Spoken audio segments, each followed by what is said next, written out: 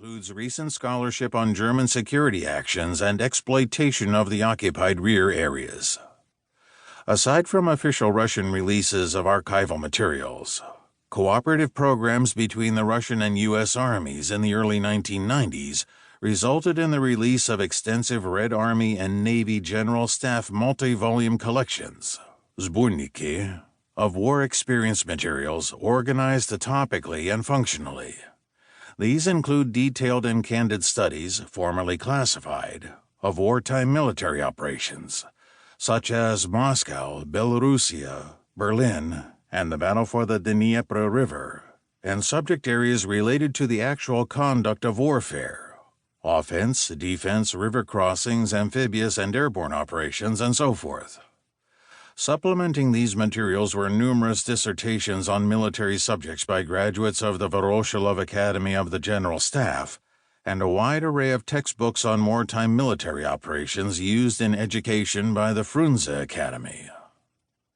Above and beyond official sources, since 1995 a new generation of civilian Russian military historians have emerged.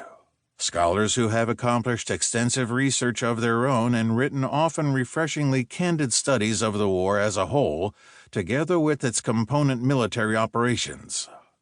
As evidenced by the new bibliography, these too have become fodder for this book's second edition. If military operations provide the backbone and skeleton of the German and Soviet war efforts, equally vital political, economic, and social issues provide rationale and context for those operations, and at the same time reflect what took place on the battlefield.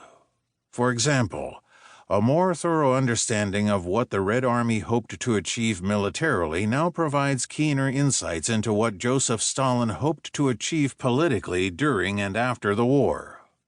Likewise, revelations concerning the human and economic costs of the war generate better understanding of the conflict's impact on Germany and the Soviet Union socially and economically, while also underscoring its ferocity in terms of human misbehavior and resultant atrocities. Closely associated with these themes are tragedies and crimes resulting from extreme Nazi racial theories and the excesses of communist totalitarianism. For instance, the Holocaust, Katyn, and Baba Yar. The collapse of the German Democratic Republic disclosed many German military documents that were previously thought lost in the destruction of the war. This treasure trove provided the raw data for a magisterial German official history of the war, as well as numerous monographs by Western scholars on aspects ranging from the number of tanks present at Kursk to the internal workings of the German war economy.